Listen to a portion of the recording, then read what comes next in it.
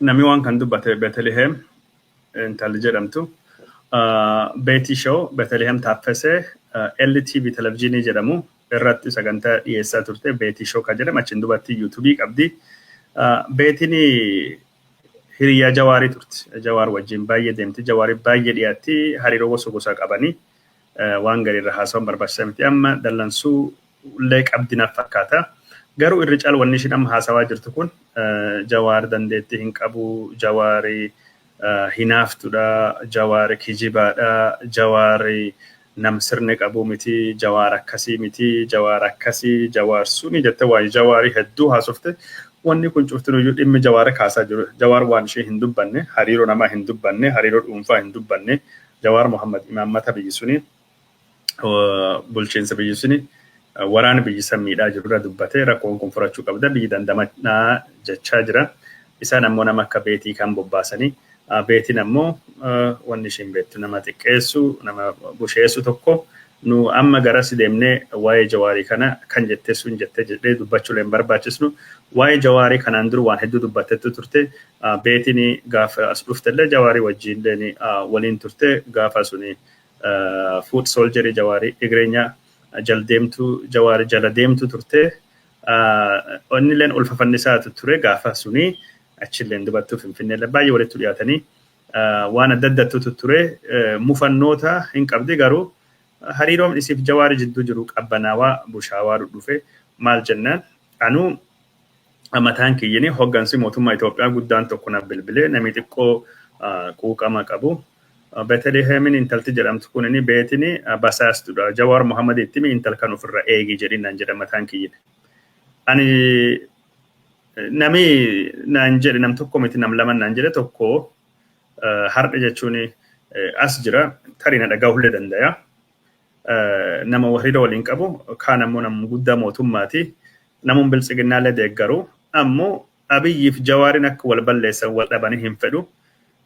Qalbiin Jawaarii fedha ammoo garaaf Abiyyi jaalachaa nam jiru tokko Beetelihemii kan ofirra eegii jedhini beetii kan ofirra eegii jedhini bakka akkasittuu argee waan jiru natti himee jechuudha. Beetiin ammoo anu yeroo an beekutti Jawaar faalle birin dhufti warra biltsiginnaa hedduu bir deemti. Nam hedduutti waan kan natti himaa. Gara lachuu fakkaate Jawaar sunillee argee ofirra xiqqoo fageessuu akka jalqabetti dubbatama. Fedhii gos birallee Jawaar irraa qabdillee waan sun irra keessa deemee haasawaan barbaadu. Kanaaf wanni beetiin dubbattee wanni kun cuftinuu akka jiru haa hubatamuuti. Wanni kaan ammoo ka beetiin gabbaatti dubbatteef dhugumaanuu jibbeensa Jawaar Muhammadii qabaatte miti. Jawaar jaba, Jawaar beekaa, Jawaar deebii gaafiif deebiis wajjin godhuun qormaata. Jawaar nama jijjiirama kan keessattuu gahee qaba sultan nama jijjiirama iyyuu uumee jettee waan Jawaar jedhu sun cufaayyuu dhaadheessaa faarsaa turte.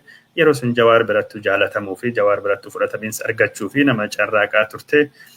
Gaafa ishiin beetii showuun sanini LTV'n cufamellee Jawaar goofandimii hundayyuu walittuu qabsii akka godhamuu fi karaa daraja hawaasifaatiin akka isiin gargaaramtu goofandimiin akka banamuu fi godhamee namni hedduun maallaqa kennaafi ture.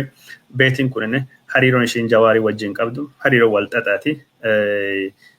Tarii waan adda addaatiif Jawaar feetee san hundaayyuu hin argannee dallansuu dhuunfallee waan hedduullee qaqqabdi. Achiin dubattuu gaafa Jawaarii hidhameen dubattuu guutumaa guututti Jawaar dhageettii qabaachuu danda'a. Jawaar irraa dhuunfaa waa akkasii argachuu danda'a jettee kajeelaa turte sun hunduu akka hin taane argite. Guutumaa guututti gara faallaa warri Jawaarii deemtee waan beektu haasawaa turte. Anu sagantaa kiyya yeroo duraan irratti waan beetii dubbadhee ture. Hariiroo Jawaariitii fi beetii wal qabatee maal akka fakkaatu namni Jawaarittu akka malee dhiyaatu guma saaqataa hin beektanii guma saaqataa Jawaar bira nam dhabamuu miti. Hariiroo hedduu qabanii bakka hojii inni hojjetullee haala mijeessuu keessatti Jawaarii waliin hidhamuu keessatti Jawaar Muhammadii waliin jiraachuu keessatti simannaa Jawaarii keessatti gumaan nama akka malee adda durummaanii odeeffannoo Jawaarii kan yeroo Finfinnee sun beekuu danda'u. Akka nu gaaf Jawaar turreetti dhiyaannu Finfinneetti ammoo namni isattu dhiyaate gumaa saaqataa faati. Namni Jawaaritti dhiyaatu abbaa cabsaa Girmaa Guutamaa faati. Namni Jawaaritti dhiyaatu ijoollee miidiyaa kan waliin hidhamtee fi ijoollee jechuun Ameerikaa irraa deemte Yaaspeet Tasfaayee faati. Namni Jawaaritti dhiyaate jechuun yeroo gabaabduufillee biyya deeme nama akka gurbaa Andu'aalem